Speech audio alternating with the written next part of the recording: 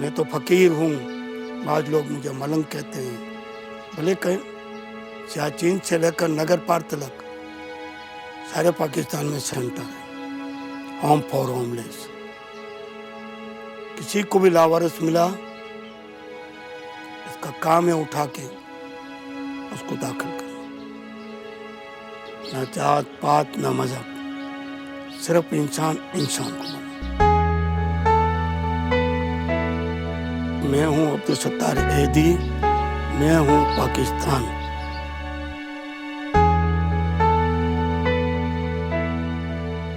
मुझे मरीजों से बहुत शौक और एम्बुलेंस चलाने का, तो मैं एम्बुलेंस सर्विस भी सीखी, एक एम्बुलेंस ली। मैंने ज़िंदगी में एम्बुलेंस के सिवा कोई गाड़ी नहीं चलाई। 48 साल मैंने एम्बुलेंस चलाई। लावारिसों को उठाना, अस्पताल में छोड़ना और अस्पताल से घर छोड़ना। ऐदी साहब के जेब में पैसे नहीं थे और ख्वाब बड़े बड़े देखते थे, सब इनको शेख चिल्ली कहा करते थे। तो कहते थे मैं पूरे मुल्क में नेटवर्क का जाल बिछाऊंगा गाड़ियों का। मैं सच्ची किसी के पास जाके मांगूं, यह भी मेरी कोई नीयत नहीं थी। मैं ये चाहता था कि कौम को देने वाली बनाऊं, तो उसका तरीका मैंने फुटपाथ पे खड़ा रहकर भीख मांगी, थोड़ी मिली लेकिन ठीक मिली। दूसरा ये मैंने उसूल बनाया कि जिंदगी भर सादगी रखूंगा, कपड़े एक ही किस्म के पहनूंगा और इंसानी नाते काम करूंगा। एक आदमी ना पढ़ा लिखा है, ना इनके पास पैसा था, लेकिन पैसा भी आता गया, लोगों ने मदद भी की, अल्लाह मियाँ ने मदद की। ये जो कुछ भी है आज अल्लाह पाक की मदद की वजह से हम हैं। हमारे ईदी साहब ने तो खैर तमाम स्कूल इस वजह से खोले हुए कि बच्चियों में शऊर हासिल हो, ताकि आगे जाके अपने बच्चों को सही तालीम दे सकें। तमाम दीनी तालीम भी दी जाती है, दुनियावी तालीम भी दी जाती है, हर तरीके से, हर तौर तरीके उनको समझाए जाते हैं। मुझे मेरी बीवी अल्लाह ने बहुत अच्छी थी, उसने मुझे साथ दिया और आज दिन तलक के साथ दे रहे। घूमने किसको जाना है? अच्छा, आइसक्रीम किसको खानी है? मार किसको खानी है? मार भी खानी है। इस सारे बच्चों को माएँ छोड़ के बीमारी में छोड़ गई हैं और बीमारी में इलाज नहीं कर सकती हैं, तो फिर है ना बीमार होते हैं, तो गुर्बत भी मुल्क में बहुत है। 375 सेंटर हैं, सेंटरों में चूल्हे रखे, चूल्हे में डाल दो, जिस हालत में हो तुम्हें कोई सवाल नहीं करेगा। ये बच्ची बीमार मिली थी, 1 साल की थी और अभी ये 2 साल की 2.5 साल की हो गई है, लेकिन है ना इसमें आखिरी सांस था तो ये बच गई, तो इसका नाम अल्लाह बचा ही रखा है हमने। कोई दिन ऐसा नहीं जाता कि दिन में 8-10 औरतें जवान घरों से नाराज होकर आ जाए। अभी भी हमने इनको आज़ादी नहीं दी। ये गुलाम की गुलाम, उनकी सारी मेहनत करे, खिलाए पिलाए, थोड़ी सी भूल हो जाए तो थप्पड़, फिर घर से निकाल देना। फिर ये मजबूर होकर मेरे पास आती हैं, 2 बच्चे, 3 बच्चे, 4 बच्चे लेकर। हम इनकार नहीं करते। कुछ घरेलू परेशानी से आती हैं, जो नफसियाती होती है, उनके घर वाले छोड़ जाते हैं। कोई माजूर हो गई तो उनको छोड़ के चले जाते हैं। बच्चे भी दाखिल करवा जाते हैं अपनी वालदा को कि घर में जगह नहीं है हमारे, कि हमारे बच्चे हैं और एक कमरे का घर है, तो हम अपनी वालदा को नहीं रख सकते। घरों में बूढ़ों की इज्जत नहीं है। तालीम याफ्ता हो गए तो इंसान नहीं बने, निकाल देना। रोज के रोज 5-6 बूढ़े मेरे पास पहुंचते हैं। मेरे पास रहने को घर नहीं था, मेरी वालदा हो मेरे पास, तो इस वजह से ईदी होम की चॉइस की और यहाँ पर आया। ईदी साहब को एक बड़ा इंसान पाया। मुझे यहाँ पे इसलिए हुआ कि मेरा कोई कहीं किसी जगह पे रहने का बंदोबस्त नहीं था, जिसकी वजह से मैंने जाहिर है कहीं हमारा कोई सर छुपाने की जगह चाहिए थी। ऐदी साहब ने कभी घर नहीं बनाया, ना उनको घर बनाने की तमन्ना है। सारा दिन नीचे बैठे रहते हैं, सारी रात नीचे बैठे रहते हैं, इमरजेंसी में जाते हैं। Since I have come to live in Karachi, I came to know very much about this well-known and noble person and sympathizer with all people who are in trouble.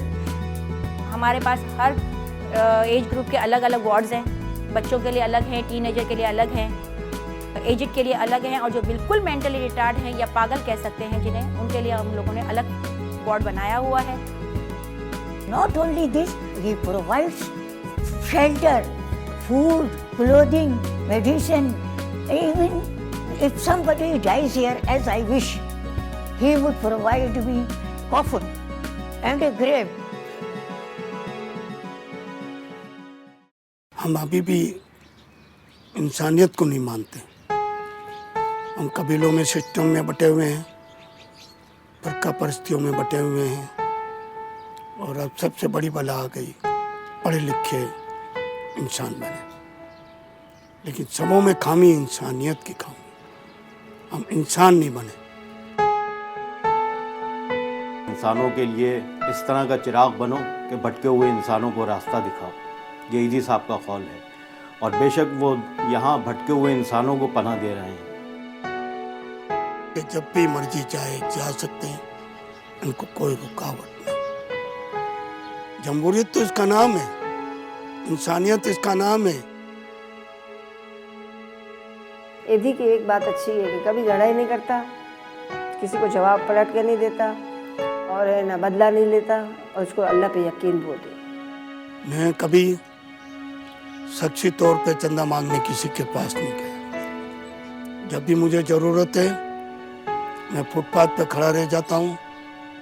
गरीब से गरीब भी मुझे पैसा देता है। जितने भी बाहर के NGO है ना, सब ने हमको ऑफर किया आप हमसे ग्रांट ले लो। बोलता था मैं पाकिस्तानी हूँ, पाकिस्तानियों से ग्रांट लूँगा, और पाकिस्तानी मेरी मदद करेंगे, मेरे काम को पसंद करेंगे तो मैं काम करूँगा, वरना मैं नहीं करूँगा, मुझे तुम्हारी मदद की ज़रूरत नहीं है।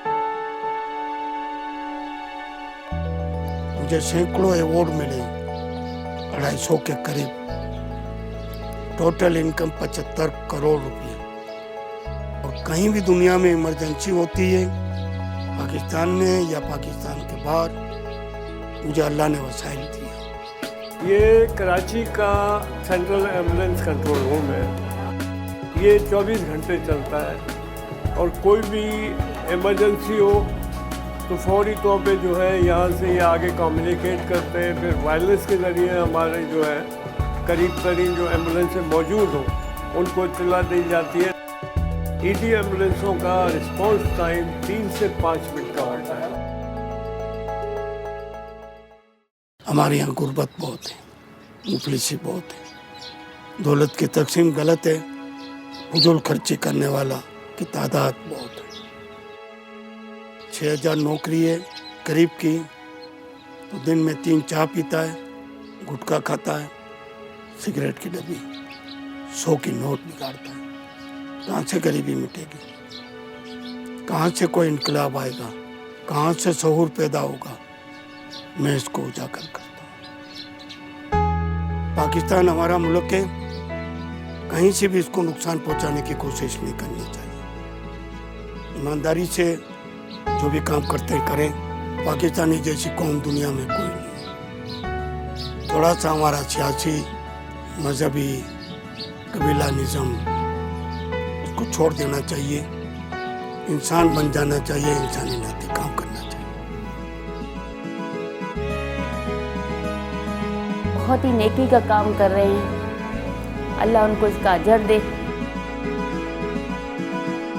I prefer to come to Edi house as compared with other relatives or friends.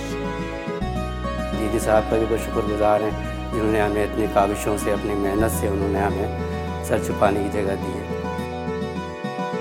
अगर ईदी साहब नहीं होते तो फिर ये लोग रोडों पर होते आज। मम्मी अबू जहाँ भी रहे वहाँ खुश रहे। Thank you Abu.